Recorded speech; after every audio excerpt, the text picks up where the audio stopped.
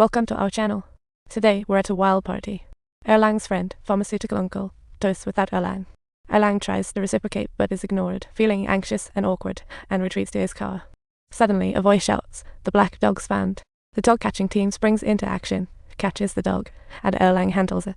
Erlang takes the black dog to the shelter but encounters a sandstorm. The car is stuffy, and the northwest mining cold is unbearable.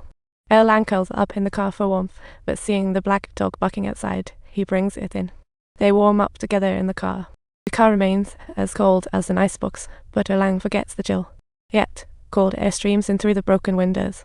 At this moment, Erlang steps out to grab a bag to block the hole, only to see the black dog getting overly excited at the sight of it, barking non-stop and even biting Erlang. So, with no other choice, Erlang has to put the black dog. He waits for rescue alone in the car, and before he knows it, drifts off to sleep. When he wakes up again, he finds himself in the caravan of a traveling dance troupe. A girl named Wanzai steps up to comfort the black dog. "Don't worry, you don't need to thank me. We're doing shrimp rice performances this time. If you're interested, you should come check it out. Super cool." Here, Erlang gets a rabies shot with his childhood friend, but the doctor says it's only effective within 24 hours. He was bitten last time he caught a dog and now has a fever. After learning the news, his childhood friend and his mom send Erlang and the black dog home to quarantine, with the wound bleeding, itching, and hurting. These are all symptoms of rabies. Any dog that gets rabies gives you no way to hide from it. I've got a plan, observational method. Let's keep an eye on this black dog and see if it survives. If it lives, then it's safe.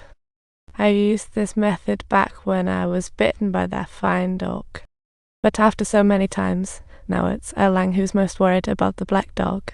Every time he sees it sleeping, he has to poke it gently to check if it's alive. One day, he cautiously touches the black dog and then himself, feeling okay. So, he puts on a mask and sneaks over the courtyard wall to check out Wanzai's dance. Wanzai beams with joy like it's New Year upon seeing him. The troope's motorcycle breaks down, but Erlang casually fixes it, amazing Wanzai with his skill. Wanzai invites Erlang to join the dance troupe, but he doesn't reply. That night, hail falls, and Erlang brings the black dog back. The dog seems to accept his kindness and starts eating. Afterwards, the black dog drops its guard, hops onto the bed at night, cuddles by Erlang, who pets it gently.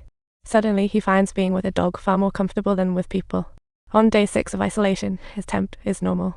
A smile graces Erlang's face. He bonds with the black dog and plays his guitar, untouched for ages, for it. They take baths together, growing increasingly closer as the quarantine period nears its end. Now he's nearly losing it, as someone advises Erlang, "What are you doing walking a dog? You're practically a celebrity now." Now comes our mission, Erlang, you and I with righteous cause. Let's have a few trial words. Erlang says nothing, grabs flatbread to gag him, pulls his hand and asks, "Are we dating?"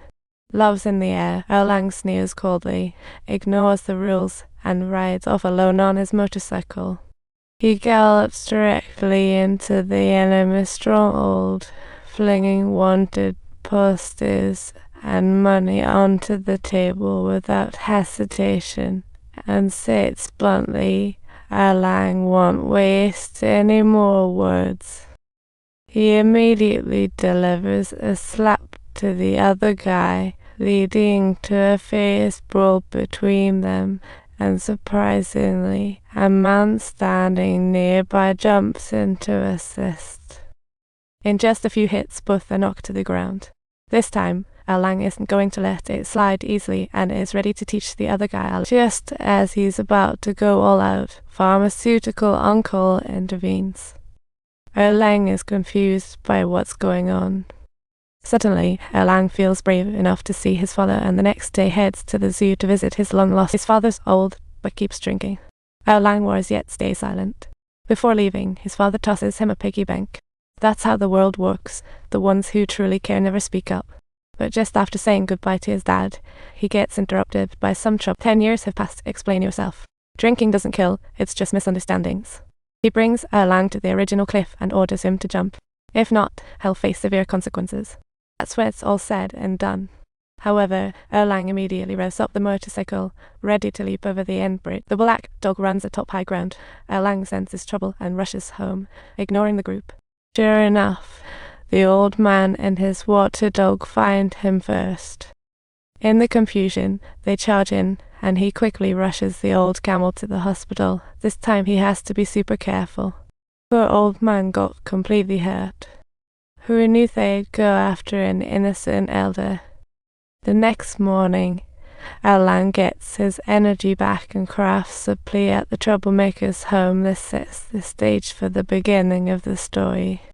The dogs seem to freeze, like, hey, what's going on? Everybody's getting tangled up, and Erlang even made a special chair for the black dog. They are enjoying a wonderful and happy time, but then troubles come knocking again. Illness breaks out nearby. The dogs rush to hospital. Erlang hurries to care for it. Wow, dogs in hospitals. Give it CPR. Back in the car, a yellow dog catches the black dog's eye, and they start gazing at each other like they're stealing hearts. Meanwhile, his father lies weak on the bed. Erlang knows his dad suffered greatly because of him, with neither he nor his sister nearby. His dad resorts to alcohol for comfort, while Erlang feels guilty but doesn't know how to express it. His father beckons him to the bedside, asking him to take good care of the zoo, especially the clingy Siberian. He urges Erlang to feed it regularly. If it becomes too much, just let it back into the wild. Just then, one Zistan's troop has nowhere to go, so Erlang welcomes him to stay at the zoo. The next day, Erlang checks on his father, who seems to sense his days are numbered. At that moment, his sister calls. Not saying much before asking about money, Erlang helplessly informs her of their dad's condition, and she, sadly, says she can't drop everything to come back.